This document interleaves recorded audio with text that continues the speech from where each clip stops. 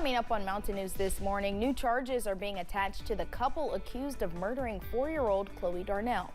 And two organizations came together to provide better health care access for farmers. Dedicated to Eastern and Southern Kentucky, this is WYMT Mountain News this morning. Good morning, I'm Madison Carmouche. We are at 6:30 this Tuesday morning, and today is November 19th. Let's check in with meteorologist Megan Desmall for a look at your forecast this morning. Megan, it's so hard to believe we're already at November 19th, but hey, closer to Christmas. Closer to Christmas, closer to winter, closer to Thanksgiving. We're really just going on through this year, and soon enough we'll be in 2025, right?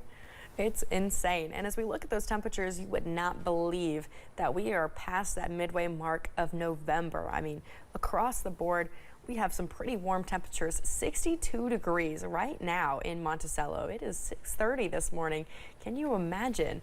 I mean, normally by this time of year, the high temperature is at 56 degrees, so cooler than we would be seeing right now as we're heading to our more westerly counties. However, we will be warming up even more so as we're going through the next couple of hours with those high temperatures in the mid 60s, 66 degrees for Hazard, Jackson, Manchester, a little bit cooler as you're heading towards Jonesville and Wise, 62 degrees as your forecast high today. We are also tracking this rain as it is moving through eastern Kentucky, and it will be bringing rain to everyone today as we're going through the next couple of hours. And as you're going through those day planner, you can see that rain is just really just tracking along with us. Those temperatures will hit its peak around that 4 p.m. mark today. Madison. All right, Megan, thank you. A Whitley County couple charged in the death of a 4-year-old face new charges. Adam Hayes and Brittany Slaughter are both accused of murder in the death of 4-year-old Chloe Darnell, who was discovered in a shallow grave last year. A superseding indictment additionally charged them with criminal abuse. The Whitley County Commonwealth's attorney has filed a notice to seek the death penalty for Adam Hayes. Both pleaded not guilty to all the charges, and attorneys say they hope to set a trial date early next year. Two people accused in the death of a child in a moped crash in southern Kentucky went back before a judge yesterday. A 10-year-old died in August when the moped she was a passenger on crashed on Interstate 75 in Whitley County. Denise Martin and Darius Wade were indicted on charges in connection with the girl's death. Wade was arraigned on murder, Martin on complicity to commit murder. Not guilty pleas were entered for both, and a pretrial conference was set for January 21st. Police in southern Kentucky arrested a man following a chase. It happened last week on Highway 92 in Williamsburg. Police say Charles Bryant was driving recklessly and refused to stop. Officers chased him onto Highway 25 before he crashed. He was then taken into custody. Bryant is now facing DUI and fleeing charges. We are learning more about what caused a deadly explosion in Louisville last week. The ATF says the explosion happened when a cooking vessel failed. Investigators believe this particular vessel did not vent properly, causing overpressurization that led to the explosion. Officials clarified that no one did anything intentional to cause it and that it was, quote, just an accident. Kentucky's 2025 legislative session is set to begin on Tuesday, January 7th. And while some lawmakers were in Frankfort yesterday for various committee hearings, others attended the Kentucky Chamber of Commerce's annual legislative preview. Representative Josh Bray says Kentuckians can expect to see efforts made on lowering the individual income tax from 4% to 3.5%. He also says artificial intelligence will be a topic of discussion in Frankfort. We've got the appropriate guide rails and guardrails on to protect our citizens' data, privacy, to make sure the Commonwealth's ready for the emerging technology. Kentucky House and Senate members will have from January 7th through February 18th and 19th respectively to file legislation. Yesterday, motions were heard in a case challenging Kentucky's abortion law. The ACLU filed the lawsuit earlier this month on behalf of a woman referred to as Mary Poe. A statement says she's making plans to get an abortion out of state because of Kentucky's ban. The only exception is to save the life of a mother. Yesterday, in court, attorneys for the ACLU asked to expand this case into a class action lawsuit on behalf of all pregnant Kentuckians.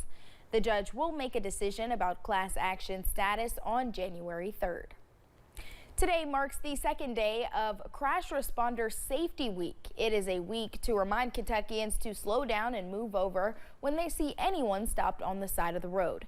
Bubba Johnson is the owner of Bubba's Towing in Bath County. He says slowing down and moving over could save a life. He lost a close friend because of carelessness. Since Troy Caldwell's death, Johnson wants blue lights added to tow truck cars to encourage drivers to stay alert and save lives. They need the blue lights there for their safety, just like we need the blue lights for our safety. But our problem is we don't have the availability for the cops all the time, every time. He wants the blue lights law to be in memory of Caldwell, who was from Moorhead and was killed in a crash in September. Johnson says he has talked to representatives and has a lot of supporters behind him to get the law in place, including tow truck companies across the state. Appalachian Regional Healthcare and the Kentucky Department of Agriculture partnered to launch an initiative helping farmers throughout the state. WYMT's Chandler Wilcox tells us about it. Bringing help to a tough industry with a lot of wear and tear. Our farmers, they work day and night. And a lot of them out here nowadays, they even work a public job and then come home and work late at night. The Farmer Care Initiative was created with the intention to improve healthcare access and overall wellness for farmers throughout the state. First, raise awareness. Let's try to work with our farming community to do the appropriate health screenings to address the issues that we can prevent in the healthcare journey. Free physical and mental screenings at closer locations for farmers to access, like local healthcare events. We have it sitting out here. We have a trailer sitting there, we have tents set up, and the blood sugar and the blood pressure and all that stuff is sitting right here for them. Farmers can also contact the Department of Agriculture or county extension offices for information on how to access those resources. The access potentially helping save small farms. Some of them are dying out, maybe because of the physical and mental health issues that these farmers are facing. And if they had more resources and they had more awareness for their issues, like events like this help them with, I think that it could help them sustain their operations. Cash says the initiative can also help farmers overcome a stigma of not asking for support. In Knox County, Chandler Wilcox, WYMT Mountain News. The Farmer Care Initiative was created out of the Food is Medicine campaign, which promotes locally grown, nutritious foods. It is a big week for getting people involved in education throughout the state. Governor Andy Beshear proclaimed this week as Kentucky Family Engagement in Education Week. It highlights the importance of community and family partnership to help improve education for kids so they can grow up and lead full and successful lives. It's why I'll continue to advocate for pay raises for all of our public school educators and continue to push for universal pre-K, which will do so much to ensure every child is kindergarten ready and is the single strongest thing that we can do to address the child care crisis we're facing right now and to get more people into our workforce. The Pritchard Committee for Academic Excellence is one of the sponsors for Family Engagement Week. Moorhead State's Board of Regents has approved plans for a new residence hall. It's part of the university's campus revitalization plan. The residence hall is set to be 4 floors, all used for student housing. Moorhead State says the university will begin the design phase and finalizing a location for construction in the near future. Construction is slated to start in late summer of next year and is expected to be completed by mid-fall of 2026. Moorhead's board also approved a new Doctor of Engineering program. With the possibility of seeing our first flakes of the season later this week, many Kentuckians are stocking up on salt to keep the roads clear. State and county road crews can use different types of salt like rock salt or calcium chloride to keep roads clear in cold temperatures, but how the salt melts and prevents snow and ice is really based in chemistry. The chemicals in the rock salt has a chemical reaction. It will melt the snow. When it comes to covering your driveway in rock salt, you will probably only need 1 or 2 bags maximum. Thanksgiving is more than 1 week away, and if you plan to travel, be prepared to see more people on the road.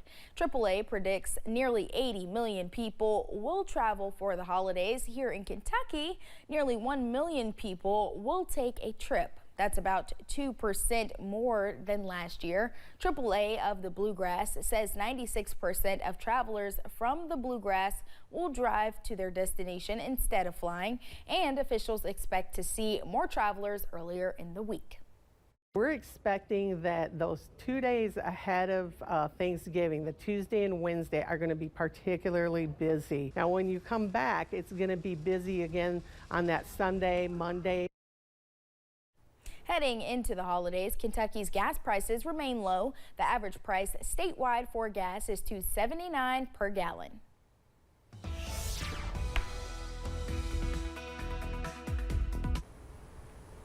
We're looking at a relatively high visibility this morning, with most of the area in that 10+ mile range. But as you're heading towards the area where the rain just was, that humidity is a lot higher. Therefore, you could see some patches of fog. Right now, we're picking on some in London, 5-mile visibility in London, 4-mile visibility in Williamsburg. And as we're continuing to watch that rain move, I would not be surprised if more patches of fog did not pop up this morning. Now let's take a look at those current temperatures. Off to a warmer start today. Most of the area and quite warm, especially as you're heading more towards the west. 62 degrees in Monticello, and we're watching that satellite and radar as we are seeing the rain track through eastern Kentucky, and that will continue as we're going through the next couple of hours. But as you're heading off to the bus stop today, 57 degrees on your way to school with those chances of rain. As we continue throughout the day, we'll see those temperatures increase and still seeing that rain by the time you're heading home. Madison. Thank you, Megan, and thank you for joining us. The time is now 6:41. Still to come on Mountain News this morning. Lung cancer survival improved throughout the years, but officials say more work still needs to be done.